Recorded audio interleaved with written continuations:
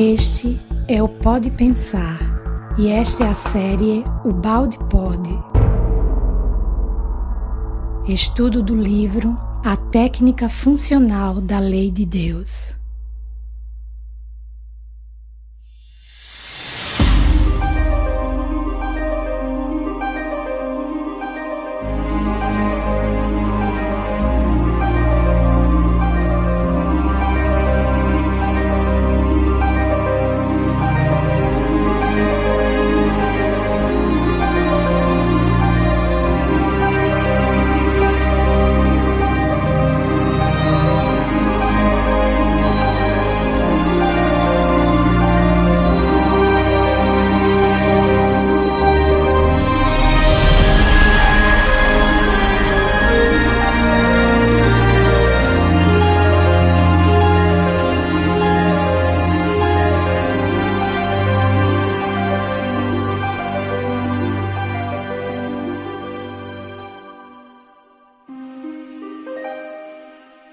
Olá, queridos amigos e amigas do Portal Pensar. Aqui é o Thales de Belo Horizonte, Minas Gerais. Olá, pessoal. Aqui é o Rafa. Vamos lá para mais uma gravação. Meus amigos, que bom! Mais uma vez estamos juntos para esse estudo maravilhoso. Aqui é o Sérgio, muito feliz. Olá, amigos. Aqui é Lemara de Porto Alegre. É um prazer estar de novo reunido aqui com vocês para mais esse estudo do Pietro Baldi. Hoje estudaremos o capítulo 2, intitulado O Homem Espiritual Diante das Religiões de Massa, a religião unitária e científica do futuro.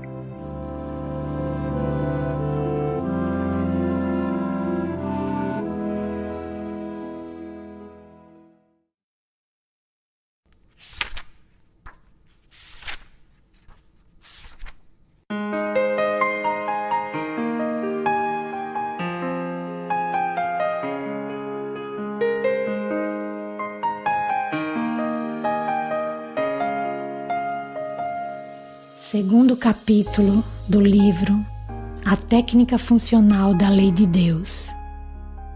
A posição do homem espiritual diante das religiões de massa e a religião unitária e científica do futuro.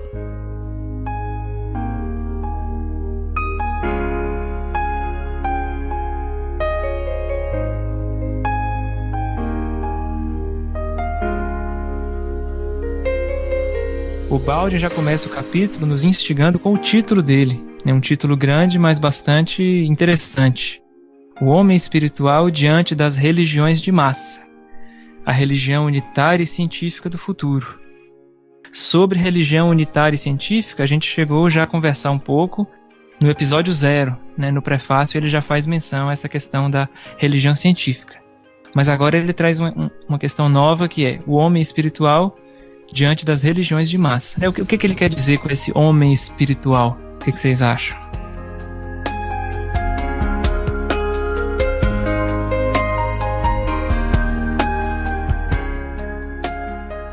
Então, é interessante, que o Baldi já começa a falar daquele ser humano que já atingiu um grau de consciência maior.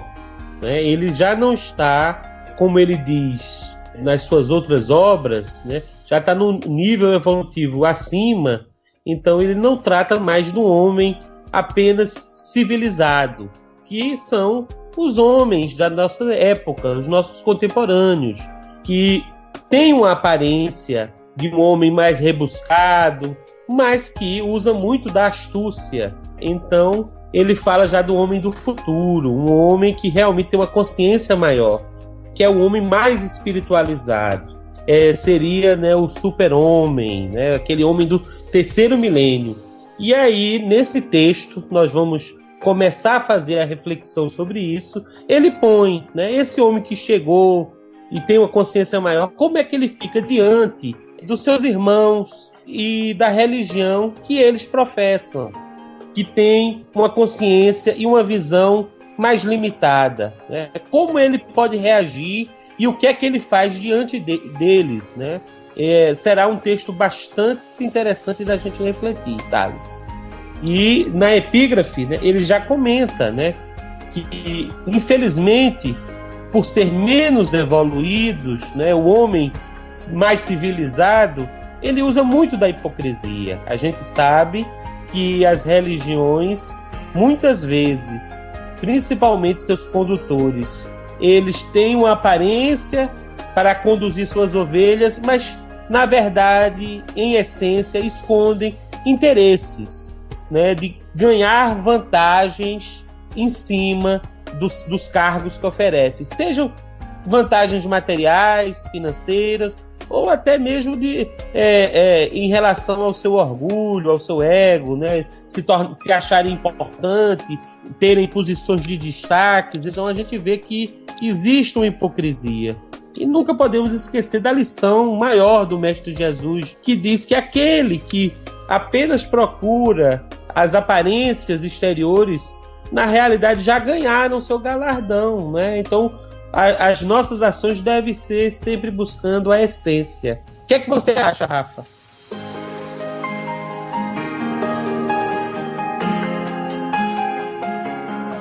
Então, o homem espiritual, ele é aquele homem de exceção ainda, né? É aquele homem que parece não ser do seu tempo, né? Ele está bem além, antecipando o progresso, o processo do tempo. E a gente percebe isso na história, né? Aqueles homens e mulheres que surgiram, né, em seu dado momento e se evidenciaram pelas suas atitudes, pelas suas ações espiritualizadas, né? Benéficas para a humanidade. Aqueles que todos olhavam assim assustados, né, com aquele homem que foge à regra, aquela mulher que foge à regra, muitas vezes não reconhecida no seu tempo, só vindo a ser reconhecido depois, por agir diferente da massa, por agir diferente do tradicional. Então é um homem que se destaca, uma mulher que se destaca pela bondade, pela ação no bem, pela evolução moral das criaturas, pela evolução intelectual também das criaturas, mas sempre com uma finalidade superior, né? A gente tem exemplos do nosso próprio amigo Jesus Cristo, temos exemplo de Francisco de Assis, Maria Teresa de Calcutá, Chico Xavier, né, os grandes profetas bíblicos, homens da ciência também, da filosofia, Sócrates, Platão, homens de exceção, que fogem à regra, que não se deixam contaminar pela massa, né? O Baldi vai falar um pouquinho nesse capítulo sobre a massificação, que Zygmunt Bauman, que desencarnou há pouco tempo, também falou bastante, né, dessa massificação, dessa sociedade líquida, que a benfeitora Joana de Ângeles também fala dessa massificação, que a gente parece, né, seguindo aquela boiada, sem pensar, sem refletir sobre a vida. Enfim, a gente vai falar muito sobre isso, eu acho, nesse episódio. Mas é importante frisar que o Baldi, humildemente, ele está dizendo do seu próprio caso aqui, que era um homem espiritual diante das religiões de massa. Daí que sai o título. Como é que o Baldi se posicionou, homem espiritual que o é, perante as religiões de massa, da hipocrisia, da massificação? Enfim, vamos lá, Thales.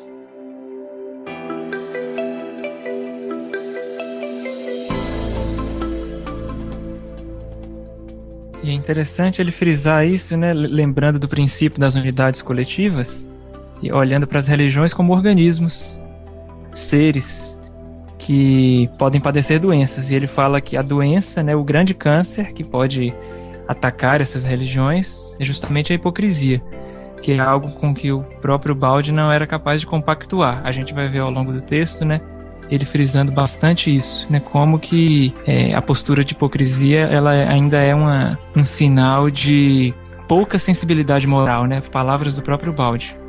Ô, Thales, mas a hipocrisia, né, o próprio Baldi vai dizer que ela é necessária ainda, né, para o homem médio, né? Sim. Apesar dela ser dolorosa, de ser uma dissimulação, um fingimento, uma falsidade, ela ainda é necessária para um dado tipo biológico, para um biótipo, como o Baldi fala, né? Porque o mundo ainda está estruturado nessa hipocrisia. E essa hipocrisia, ela nos aproxima uns dos outros, ela tem o seu benefício apesar de ser uma coisa ruim. né? Então, assim, o homem espiritual evolvido, ele não fica à vontade numa sociedade hipócrita e ele não consegue agir hipocritamente, porque é contrário à própria natureza dele conquistada. Mas para o homem médio, é doloroso dizer isso, ainda há uma necessidade, né? Eu digo por mim mesmo, né? Então, tem a sua função, né? Como a gente leu no capítulo anterior, tudo tem sua função. E mesmo a hipocrisia, ela teve no passado, sobretudo, e ainda tem hoje uma função. Só que essa função já está sendo esgotada. É preciso subir de degrau, né? Então, um passo acima, passando para honestidade, para a verdade e outras virtudes necessárias a um convívio mais fraterno entre todos. Muito legal, Rafa, você destacar isso, porque a gente vai perceber no texto justamente como o Balde explica a ação da lei.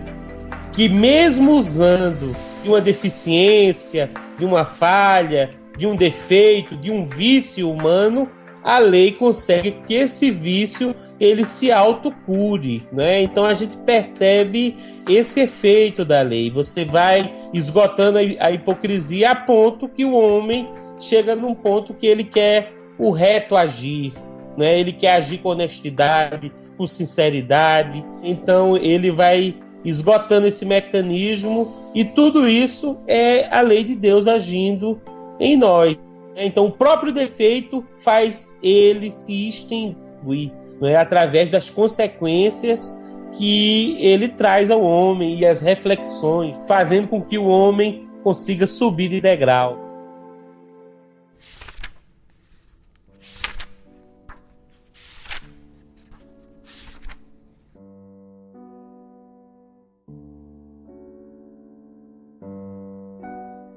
Observamos um caso particular de consciência e do comportamento que deve seguir o indivíduo espiritualmente mais sensível que a média, ligado a uma religião mais de substância que de forma, porém ainda enquadrado na prática, dentro das normas impostas pela forma mental das massas. Há na sociedade indivíduos profundamente espiritualizados, que por isso custam a entrar na corrente em que se encontra a maioria.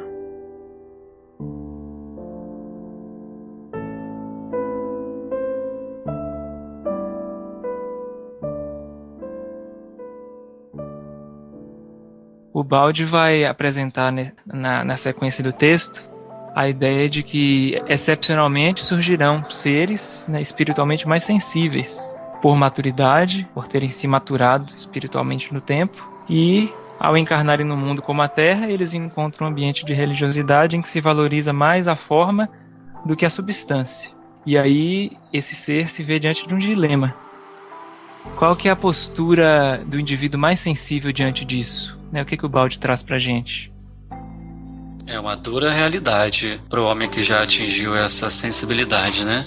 Dele se enquadrar a religião de massa que age pelo proselitismo, pela hipocrisia, ou seguir um caminho mais solitário, um caminho mais neutro, como Pietro Baldi fez, que o lema dele, a gente já estudou isso bastante no Baldi Pod sobre o livro A Lei de Deus, que é a universalidade e imparcialidade.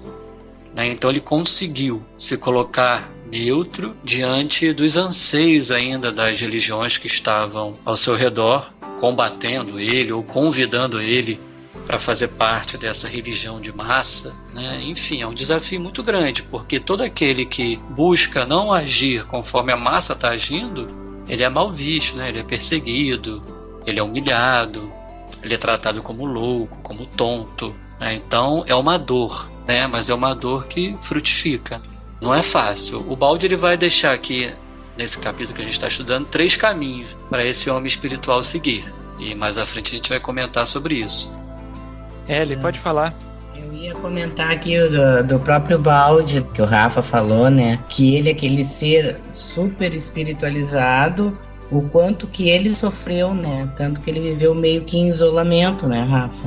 É verdade, é verdade. Ele teve que se isolar, né? Mas é um isolamento próximo, né? É engraçado, porque Sim. ele se isolou, mas produziu muito, né?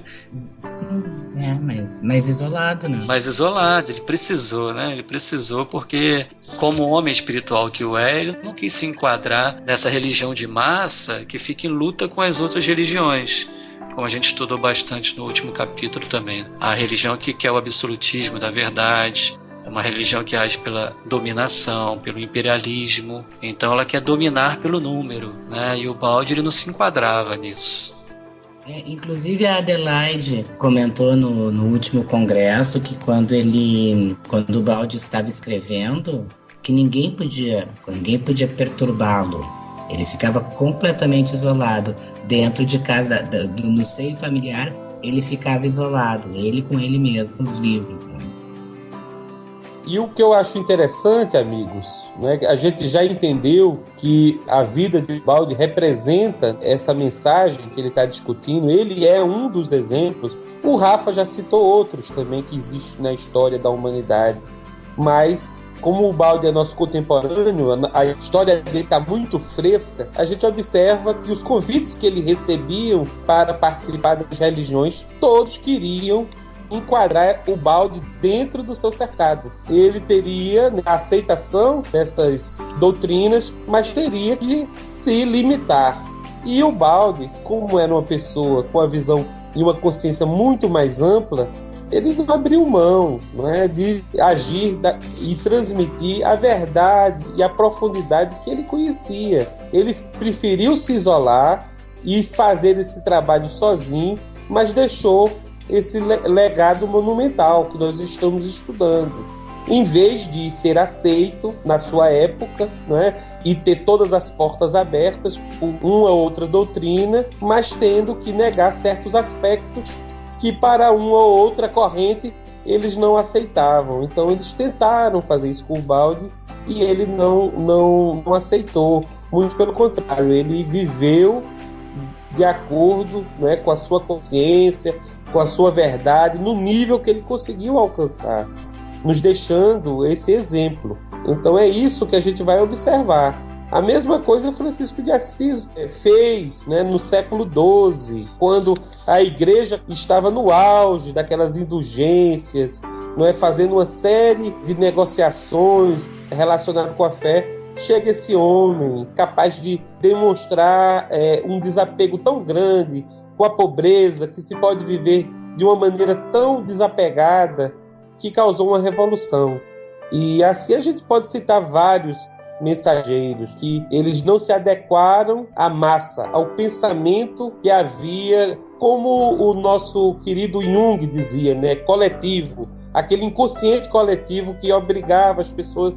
Não, eles eram maiores, eles transcendiam esses pensamentos e por isso que foram homens que são conhecidos até hoje. O Rafa citou Sócrates, Platão, homens tão grandes que suas ideias até hoje são estudadas, são revisadas e nos trazem contribuições. Inclusive Sócrates, ele foi condenado à morte com a acusação que estava pervertendo a juventude da Grécia na época. E ele aceitou a sua pena porque ele não poderia negar aquilo que ele estava transmitindo. A consciência dele falava aquelas verdades que ele tinha alcançado, então ele não poderia se negar para se adequar ao pensamento de uma época. Não é? A mesma coisa a Igreja Católica tentou fazer com Galileu Galilei, e assim a gente pode citar muitos exemplos. Não é? Então eu acho interessante isso.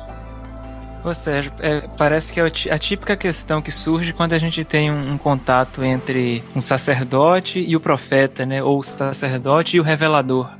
O sacerdote simboliza aquela, né, sustentação e a defesa da ideia que já se conquistou. E o profeta vem trazer elementos novos. Pela questão do misoneísmo, né, que o Balde tanto trabalha nos seus livros, a dificuldade de se abrir para a novidade, né, a dificuldade de se ter entendimento para um salto qualitativo tão grande, né, quando surge um ser espiritualmente mais sensível e mais capacitado. Então, só queria chamar a atenção para isso, né? E o isolamento que a Elemara tinha comentado, na verdade, ele acaba sendo um isolamento que não é estéril, Não é aquele isolamento do eremita que vai viver sozinho e vai se beneficiar apenas. Mas de certa forma, é aquele recolher-se para produzir. E o fruto, né, dessa produção, ele é benéfico para essa coletividade que não soube abraçá-lo e recebê-lo.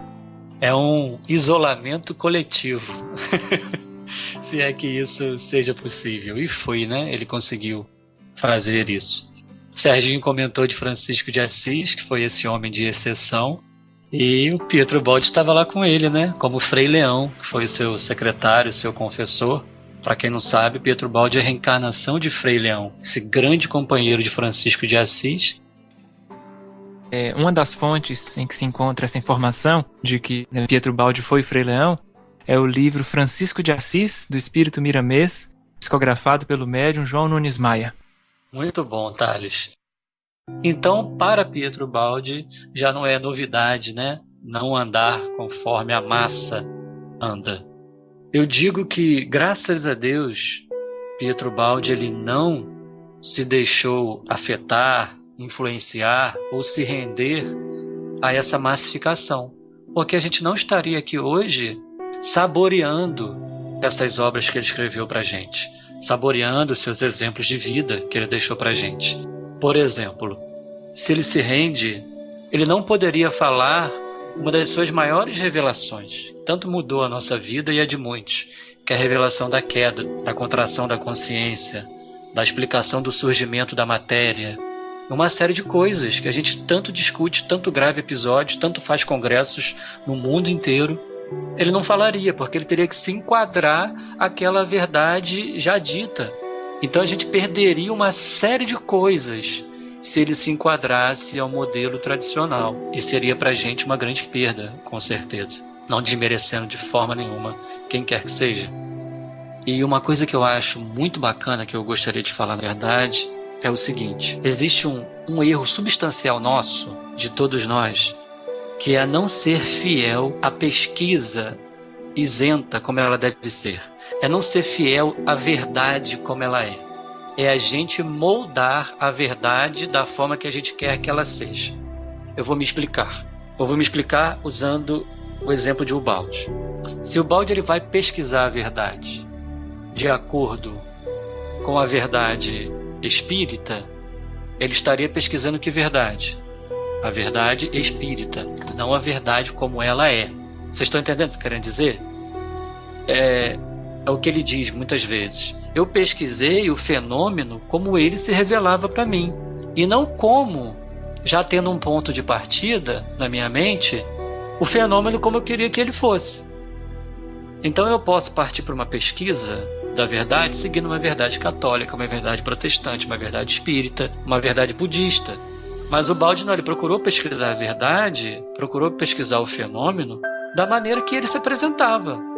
Então, quando eu já vou com uma consciência modelada em um padrão de uma religião, de uma filosofia, eu já vou afetado por aquilo. Então, o fenômeno não se revela como ele verdadeiramente é, mas como a minha lente pode mostrá-lo.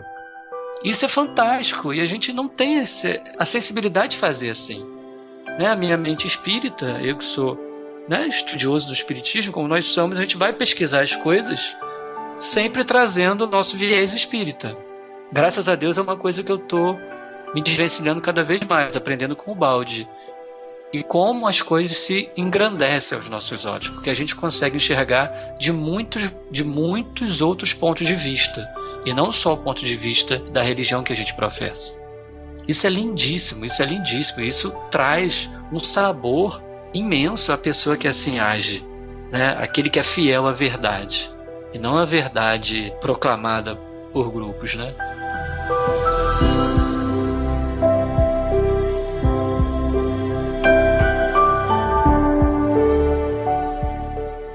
Rafa, eu achei muito interessante, e você vê que essa ideia, né, que você nos traz, a própria física quântica já nos mostra. Quando a gente vê aquela experiência, nós vemos que o observador interfere no fenômeno, né? E o Baldi, ele coloca-se de uma maneira, na grande síntese, dizendo que você tem que amar o fenômeno. Então, se eu já trago na minha consciência um ponto de vista e vou observar, é claro que aquilo ali vai ser contaminado, não é? Então, você termina não conseguindo ver com tanta abrangência. Mas se eu tento ser imparcial, como o Baldi sempre defendeu, e compreender amorosamente, está lá na grande síntese, né? Saber, né, amar aquilo ali que está acontecendo, eu vou conseguir ter uma consciência muito mais ampla, e as informações e as verdades vão se ampliando. Nós sabemos que todos nós temos limites, e com o tempo nós vamos ampliando cada vez mais e conseguindo enxergar cada vez mais. Então, perfeito a sua colocação. Eu acho que esse é mais um grande exemplo que o Baldi nos deixou, de observar com amor, de observar de forma imparcial. Nós vemos que no primeiro capítulo que já foi discutido, que as verdades elas são limitadas, são fragmentadas, e conforme você vai ampliando a consciência, essas verdades vão se somando, vão se ampliando. Então, o catolicismo, como você mesmo disse, tem a sua verdade, a doutrina espírita, o budismo, então tudo, não é, são porções de uma verdade maior. E cada vez mais a gente vai tendo esse acesso. Agora, se eu fico bloqueado no sectarismo, eu não subo o meu grau de consciência. Então, muito bom a sua colocação, né? E a reflexão que nos traz.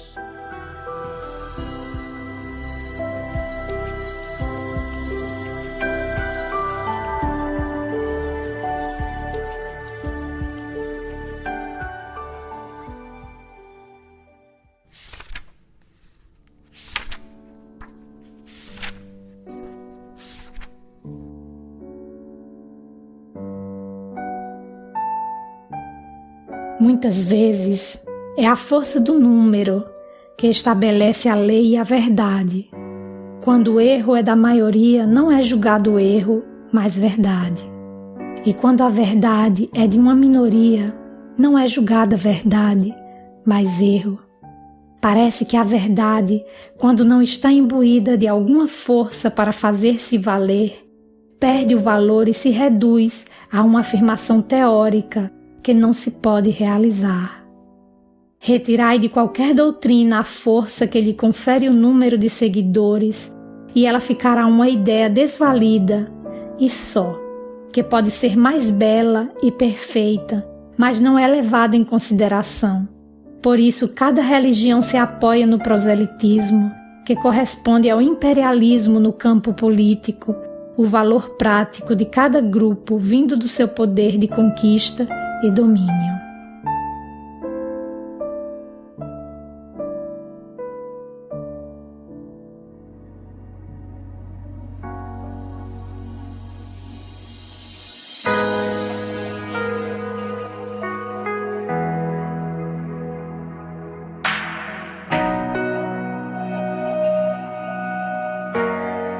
Na continuidade do texto, o Baldi vai trazer algumas reflexões sobre o que define a força, né, o poder de uma verdade. E o que seria isso, né? Qual que é a força de uma doutrina? Ellie, você quer falar, Ellie? Eu queria falar sobre esse capítulo, esse trecho aqui, sobre a verdade, né? Vocês já viram que hoje os heróis que nós temos no nosso país são as pessoas que são honestas. Como se a honestidade fosse, tipo, algo fenomenal. O certo seria ser honesto, né? Mas nós vivemos numa época antissistêmica tão forte em que o honesto é algo que vira heroísmo, que vira algo fenomenal, que vira algo fora do padrão comum de tudo. Então, essa coisa que é a verdade, ó. Que quando a verdade é de uma minoria, não é verdade, mas é erro. Olha que coisa absurda, né? Exatamente, Ellie. Como é que pode, né? A gente, hoje em dia, aplaude alguém que faz uma caridade, que é uma coisa que deveria ser natural. Exatamente, né? Exatamente. Uma pessoa que acha uma bolsa com dinheiro, com documentos, a pessoa devolve tudo, vira herói, sai no Jornal Nacional. Bonner fala como se fosse algo fenomenal. Isso deveria ser o normal, né? O fenomenal deveria ser o não entregar, o não devolver. E isso justifica a teoria da queda de Pietro Baldi. Exatamente. A ponto de Francisco de Assis, ele fala que não nos vangloriemos pelo bem que fizermos. Mais ou menos assim, eu não lembro ipsiliteris o texto. É por isso que ele fazia o bem em um lugar e se retirava, para as pessoas não ficarem aplaudindo o bem que ele fez, porque ele dizia que todas as virtudes são de Deus. A gente manifesta elas e não podemos nos vangloriar delas porque não são nossas. É uma ideia dele, uma teologia bem interessante. Tem um episódio que o Frei Bernardo de Quintavalle, que foi o primeiro frei a se converter e fundar junto com Francisco a ordem, ele vai no lugar, faz uma caridade lá, apanha pra caramba, as pessoas escarnecem dele. Aí as pessoas começam a ver a paciência, a serenidade, a bondade imperturbável dele, apesar das perseguições, e começam a se converter, e começam a despertar para o bem, né? E começa aquele alvoroço na cidade. Aí vem o prefeito da cidade, não era prefeito na época, né? Estou traduzindo aqui. Reúne todos para ir lá, conhecer esse homem, aplaudir esse homem. Aí esse homem já tinha ido embora. E mandado outro frade, né? O Frei Bernardo tinha ido embora, chegou para Francisco, fiz o que tinha que ser feito lá, mande outra pessoa para lá. Para ele não se vangloriar do bem que ele fez. Compreendem? É muito interessante isso. Então, assim, isso justifica a queda pelo seguinte... Porque uma coisa só pode sair da mão de Deus, que é o amor infinito, sendo também amor. Uma coisa não pode sair de Deus desvirtuada. Então a gente vê que o ponto de partida, pelo menos na Terra, é um ponto de partida desvirtuado, a ponto da gente aplaudir e ficar feliz em fazer o bem. Onde deveria ser uma coisa inquestionável, inaplaudível, se é que existe essa palavra, né? Porque é uma essência, é uma naturalidade, é substancial, uma coisa comum. Então, a partir do momento que a gente aplaude e quem faz o bem é aplaudido, opa, porque a coisa partiu de um princípio negativo. Ou seja, a contração da consciência, a queda, que as coisas se emborcaram e a partir dali a gente começa esse processo de desmaterialização, de relembrar, readquirir as virtudes no processo evolutivo.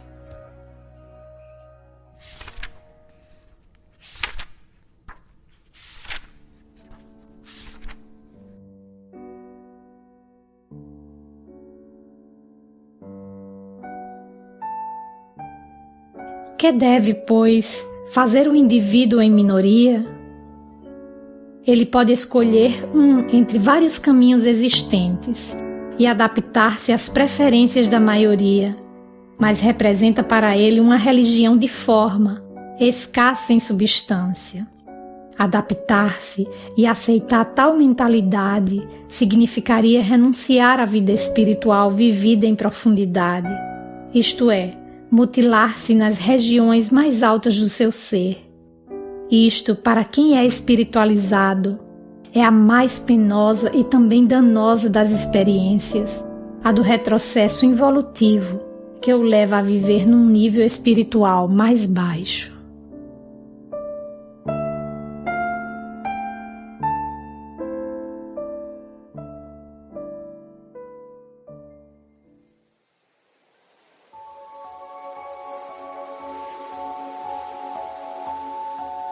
O Baldi vai apresentar qual que seria a primeira alternativa, qual que é o primeiro caminho que o indivíduo nessa situação de minoria, pela sua maturidade espiritual, qual que seria o caminho que se apresentaria diante de uma religião, né, de exterioridade, uma religião de massa. E aí, essa primeira ideia que ele apresenta é a de se adaptar às preferências da maioria. Mas quais são as consequências que poderiam advir disso? Ô Thales, você já imaginou se Cristo seguisse a religião de massa da época? Você já imaginou se Allan Kardec seguisse a religião de massa da época? E tantos outros aí que a gente for comentar aqui. Não teríamos hoje, né, grandes avanços evolutivos que tivemos na sociedade. Então, assim, é doloroso para eles, né, seguir esse caminho solitário, né? Mas quão produtivo ele é, a ponto de 2000 anos após a gente estar aqui estudando o Evangelho do Cristo ainda, né? E o que é interessante, amigos, no texto Baldi deixa bem claro, o indivíduo que já tem uma visão maior, já é mais espiritualizado, e ele abre mão de viver essa profundidade que ele já atingiu, ele cai numa involução. Na realidade, ele está perdendo a oportunidade de se desenvolver mais. Na realidade, ele se adapta a uma visão inferior, e a gente sabe que para fazer isso, ele deve ter algum interesse. É como o Rafa disse, imagine um Cristo chegar na Terra e ele vai se adaptar ao meio que os homens estão vivendo. É quase impossível uma coisa dessa, não é? Seria uma queda do Cristo, né? Em vez dele vir trazer o caminho que a gente deve seguir, ele que se perdeu, porque aí ele passaria a comungar as ideias. Não é possível. A mesma coisa, né? O Buda, que já tinha uma visão tão mais ampla, entendeu? Abriu mão, ele era um príncipe, abriu mão do seu reinado material para ter um reinado espiritual. Mas imagine se ele se apega às coisas terrenas e deixa de vivenciar tudo isso. Ele cairia, como o Baldi colocou muito bem, numa involução, não é? Então, isso daí realmente, para o ser bem espiritualizado, é uma coisa terrível, é um dano terrível, não é? Por isso que a gente entende que realmente os grandes mensageiros de Deus, eles passaram por martírios, mas não abriram mão de deixar o seu recado.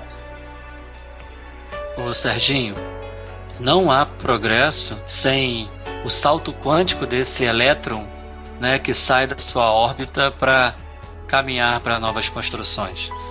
Tales pode me corrigir, né? Na grande síntese tem esse estudo, né, científico que demonstra que a mesma lei ali que rege os elétrons é a lei que rege aqui a sociedade, né, o campo moral. Então esses homens de exceção são esses elétrons, né, que vão perdendo a sua força, saindo da órbita e dão um salto para formar novas construções, novas realidades. São homens de exceção, são os ideais que descem à Terra nos momentos oportunos e fazem diferente, graças a Deus fazem diferente, né? Senão a gente não progrediria, ficaria conservado naquela mesma posição. Verdade, Rafa. Uma imagem que me vem à mente, não sei se é uma imagem boa, mas seria mais ou menos a ideia de você ter, por exemplo, um professor universitário de matemática, né? Um doutor em matemática, com pensamento voltado para questões super abstratas, decidir de uma hora para outra voltar a frequentar os bancos escolares da escola de ensino médio e começar a estudar como se fosse um estudante de ensino médio e ficar restrito aos conceitos ali do ensino médio apenas. Ele abrir mão de uma conquista que ele já teve, né, deixar de lado e simplesmente ficar ali na mesma esfera de pensamento pela qual ele já passou, mas sem produzir, né, sem caminhar mais profundamente. Verdade, Thales. Ótimo, é isso aí. Mais um exemplo que ajuda muito a elucidar esse pensamento. Um detalhe que eu queria frisar aqui, que apesar desses homens não seguirem a regra de sua época, eles não abominam o que estava sendo feito.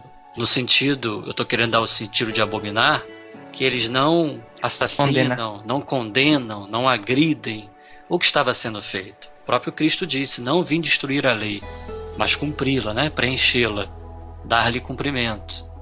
Pietro Baldi também. Ele produziu o que produziu, mas sem condenar as anteriores, né? No capítulo anterior ele falou disso aqui bastante. Então eles vêm, dão a sua produtividade, mas sem agredir as pessoas que agem de outra maneira. Ele progride aquele ponto, evolui, oferece um novo estilo de vida, mas nem por isso ele se coloca numa posição de prepotência e superioridade de um agressor, que vai condenar todos os outros, né, para seguir seu novo pensamento. Então é um respeito maravilhoso que esses homens tiveram e se destacaram por isso. E por isso, talvez, que a verdade deles tenha tanta força. É uma força intrínseca que faz com que um Cristo pobre, sem uma pedra para reclinar a cabeça, escolheu as piores pessoas de sua época para serem os seus apóstolos e discípulos, que não teve, né, uma ação de marketing igual se tem hoje em dia, né? Não tinha WhatsApp, Facebook, web, nada disso. Nasceu de um simples carpinteiro, José, de sua mãe Maria, uma mulher da época, né, sem grande expressão na sociedade, num local sem grande expressão, lá em Nazaré. Isso se destacou de uma maneira que dividiu a história, né, em duas eras. Então isso tem uma força, né? Você não deixar-se ser massificado pelo meio, você está movimentando forças espirituais poderosíssimas, né, que vão dar a sua contribuição a si mesmo e à sociedade. E é interessante o fato dele frisar também como que é penoso e causador de sofrimento, né? Colocar-se nessa situação. Você poder, né, ter uma vivência espiritual muito profunda, interior, e você simplesmente se impedir de fazer isso com a justificativa de ter que se adequar a uma forma de pensamento, a uma forma mental que já não é mais aquela que lhe satisfaz, que lhe alimenta. Sem condená-la, né? Ela é adequada para quem está no nível dela, mas para quem já superou, é preciso caminhar mais além.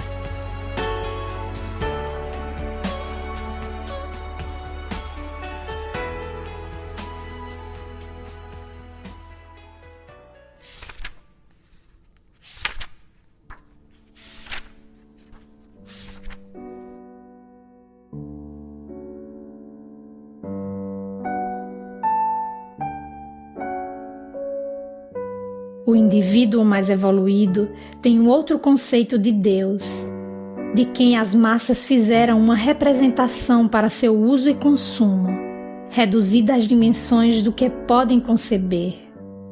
O homem mediano concebe um Deus antropomórfico, feito à sua imagem e semelhança.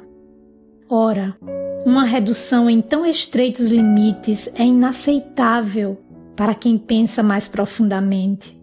O homem mais evoluído concebe Deus como pensamento sábio que funciona em cada forma e fenômeno, em toda parte e sempre presente, a quem é preciso prestar contas em cada movimento. Tal pensamento a todos regula através de uma lei estabelecida com exatidão e que não se pode violar sem pagar as consequências. Trata-se de conceitos positivos, racional e experimentalmente controláveis, de que a ciência pode apoderar-se para construir uma nova religião baseada na lógica dos fatos, portanto universal.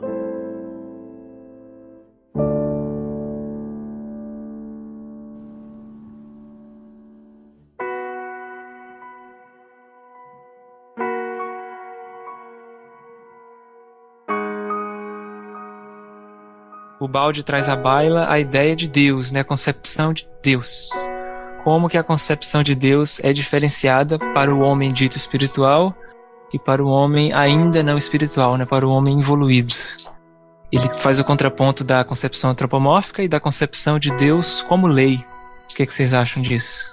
Thales, eu achei esse comentário de Ubaldi muito interessante, porque nos remete mesmo à própria evolução humana, né? É interessante que o homem, se nós formos pegar em todas as épocas, a forma que o homem pensa sobre Deus, né? Sobre o Criador, sobre a transcendência, ele fala dessa trajetória evolutiva, né? Então o homem mais primitivo, ele julgava Deus as forças da natureza. Ele não entendia aqueles fenômenos e observava que aqueles fenômenos mexiam com sua vida. Então, se faltava chuva, vinha uma seca, ele passava fome, ele não conseguia subsistir, então ele orava para aquele Deus da chuva.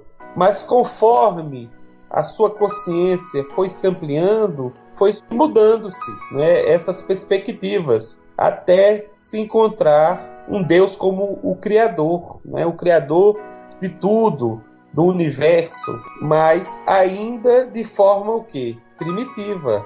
Então ele acreditava naquele Deus que, além de ter a forma humana, mais do que a forma humana, mas que tinha os sentimentos humanos. Era um Deus vingativo, era um Deus orgulhoso, que exigia que fosse feito a sua vontade, senão ele castigava, ele punia. Então, em vez de nós sermos a imagem de Deus, o homem construiu um Deus à sua imagem.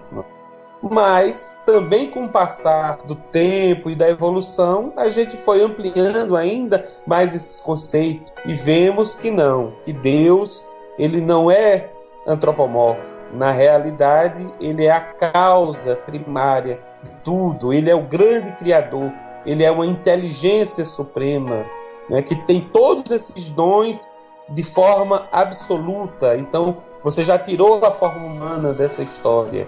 Agora, o Balde, com toda a sua revelação, nos traz ainda um ponto que é o próximo ponto. Nós caminhamos de um politeísmo para um monoteísmo, depois para um Deus que deixou de ser antropomórfico, e agora o próximo ponto que a humanidade ainda enxergará é justamente o Deus monista, que é entender Deus preenchendo todo o universo manifestado. Ele está em tudo. Ele está nos mínimos movimentos que nós fazemos, na forma de sua lei, né? Então, tudo que ocorre dentro da nossa realidade está coordenado e está orientado segundo, né, essa sabedoria, essa inteligência suprema e essa lei perfeita e imutável.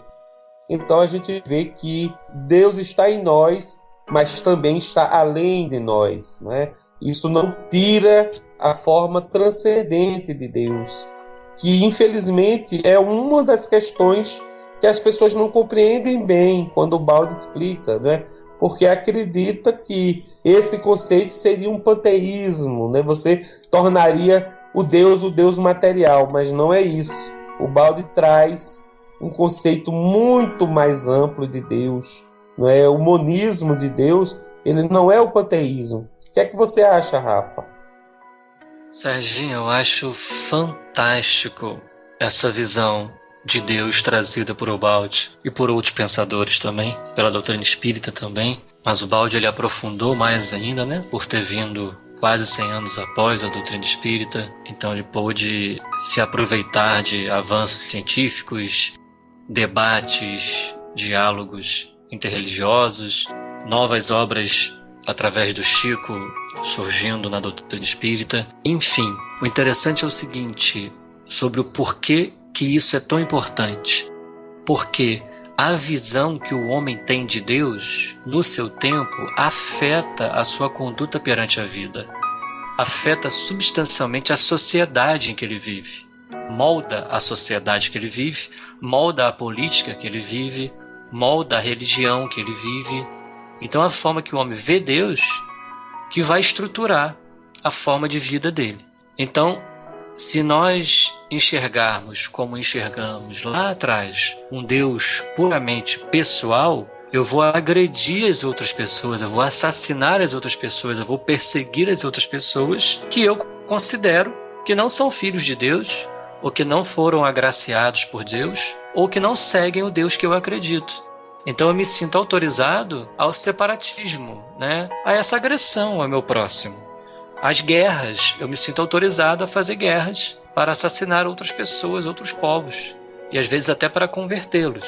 Então afeta muito, a forma que a gente vê Deus afeta muito a nossa vida. Então por isso que a gente tem que estar sempre que revendo a nossa forma de ver Deus, para que nossas ações se transformem também cada vez para melhor. E essa forma de ver Deus que Pietro Baldi trouxe, como essa forma monista, unitária de ver Deus, irmana a todos e não me permite de maneira nenhuma agredir o meu irmão.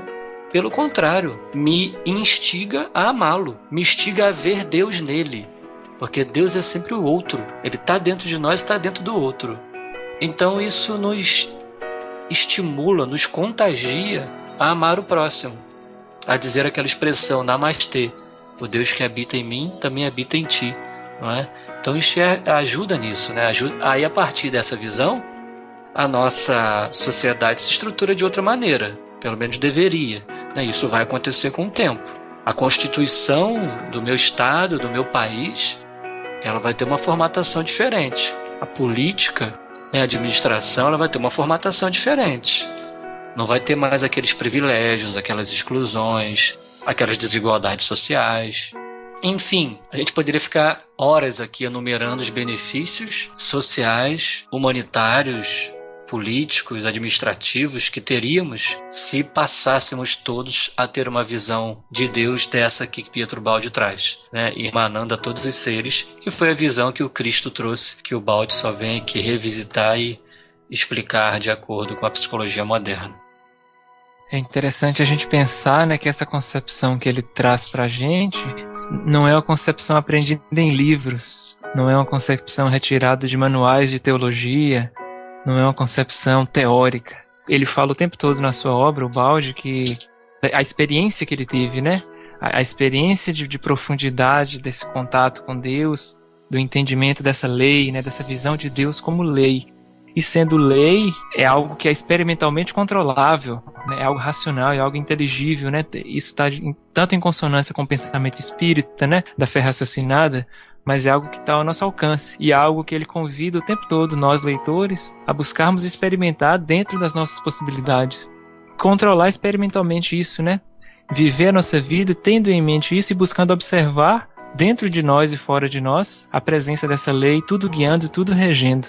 Essa questão dele falar da gente ter que amar o fenômeno, se tornar o fenômeno para pesquisá-lo, para entendê-lo, né? Passa por isso, nessa nossa entrega interior sincera de buscar experimentar isso mais do que abastecer o nosso cérebro, o nosso intelecto com as leituras e as discussões, né? É um convite de fato, a experimentar, a fazer esse controle experimental. Eu acho isso bastante interessante. E ele chega a falar isso aqui, que a ciência ela pode se apoderar disso para construir uma nova religião. Mas quando ele fala de ciência, a gente tem que pensar não na nossa ciência como está posta hoje, né? Nossa ciência é uma ciência de interesses.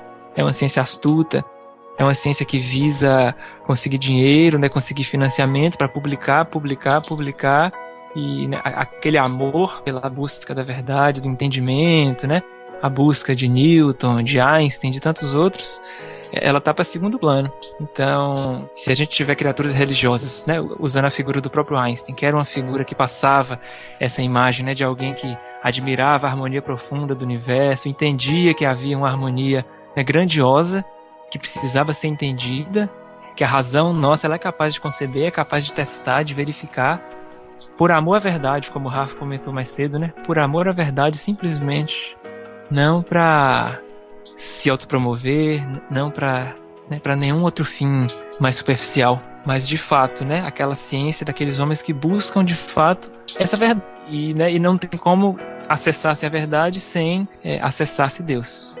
E Thales, é uma experiência experimentada, é uma experiência vivida, e ela só toca o nosso coração, só nos estimula a seguir o exemplo daquele que professa, porque transformou a vida dele. Então é aquela força que a gente comentava, né? A mensagem do Cristo só se espraiou pelo mundo porque foi uma mensagem que primeiro ele viveu em si mesmo. Por isso que ela traz uma força, né, de propagação. Então Pietro Baldi também, ele experimentou esse Deus em si mesmo. Então por isso que faz com que a gente se contagie e estude. E também busque essa experimentação em nós mesmos, né? Então a pessoa que, o ser que experimenta esse Deus, ele transforma o mundo. Se não o mundo ao seu redor, mas o seu mundo íntimo em primeiro lugar, ele já transformou. Bacana, Rafa. Eu acho que isso está tão próximo de nós, né? Assim, se a gente se dispõe, por exemplo, viver uma semana como a gente vive costumeiramente, né? Com a nossa prática religiosa comum, com a nossa rotina. E, por exemplo, né? Vou tirar uma semana para me dedicar à oração de maneira mais intensa. E quero ver que impacto que isso vai ter na minha rotina, né? No meu sentir ao longo dessa semana. Como que isso vai mudar em mim, né? Acho que é trazer um pouco isso para a nossa experiência pessoal mesmo. Seja na experiência de oração, seja na experiência de exercício de virtudes, mas fazer isso de forma quase que sistemática, metodológica, para que a gente veja na prática, né, os benefícios ou os malefícios, né, de se ter ou não uma postura mais ou menos voltada para os interesses espirituais.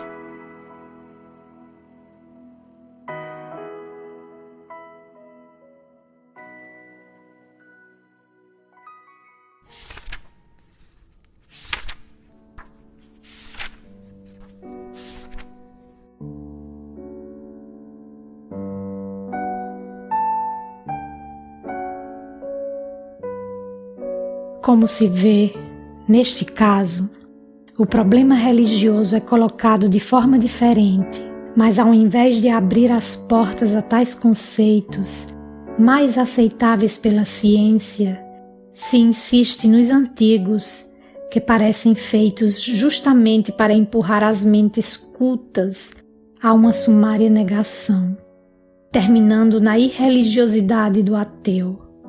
A esses resultados podem levar os velhos métodos.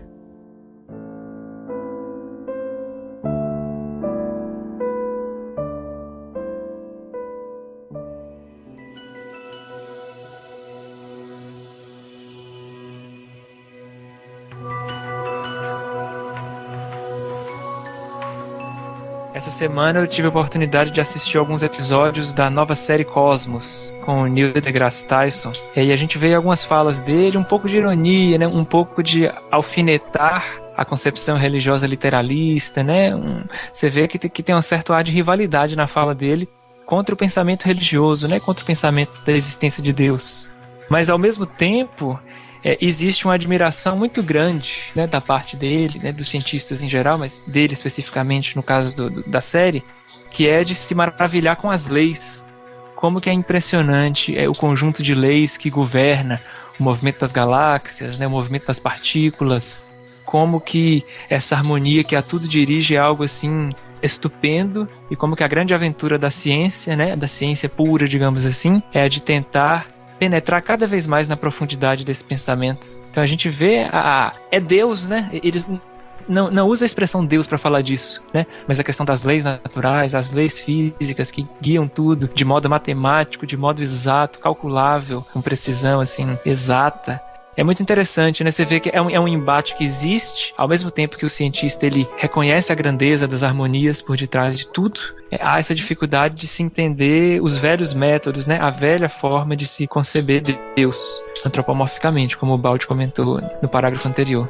Realmente, Thales, o Baldi já tratou disso no livro A Lei de Deus, e novamente a gente entende a função do ateísmo, né? Que é o combate a essa visão antropomórfica desse Deus com feições humanas, e que é impossível.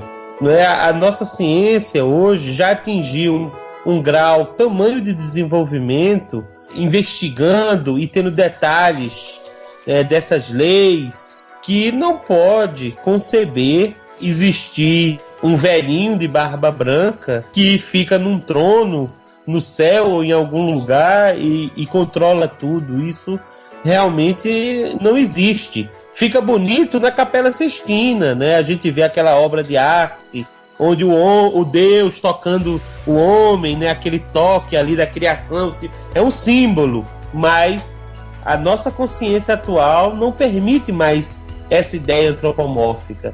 Então, obviamente, serve para combater isso. E, claro, essas ideias vão sendo divulgadas para a massa, para combater esse Deus, né, que, na forma humana, que não existe mais, que não tem como ser um conhecimento massificado.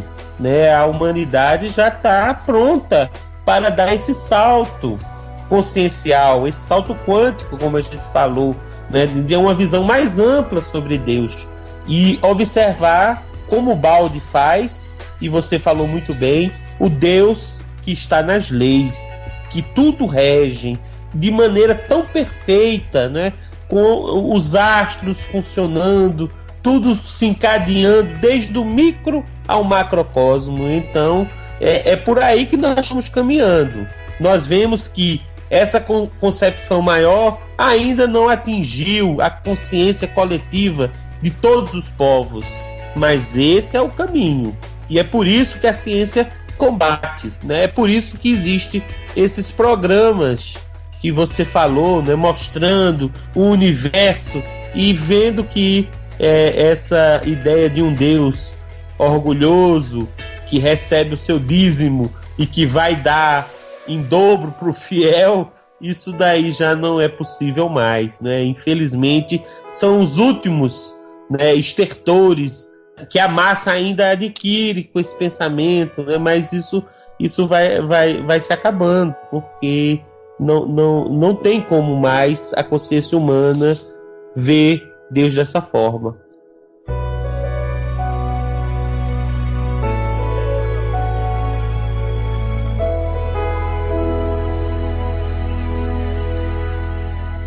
Bom, pessoal, nós vamos encaminhando para o final deste episódio. O capítulo ainda não terminou, há muito por vir ainda. O Baldi vai explorar as ideias de imanência e transcendência de Deus, vai trazer os conceitos de sistema e antissistema para abordar essa questão também, do homem espiritual diante das religiões de massa. Vai apresentar os outros caminhos que o homem espiritual tem. A gente viu só o caminho em que o homem tentasse se adaptar à religião de massa. Mas há outras duas alternativas que ele apresenta, que ele vai desenvolver bem. Mas isso é tema para o nosso próximo episódio. Nós convidamos o ouvinte a ler conosco, nos acompanhar, leitura do capítulo 2 do livro A Técnica Funcional da Lei de Deus, e vamos caminhando juntos nessa estrada de crescimento e aprendizado. Um grande abraço para todos.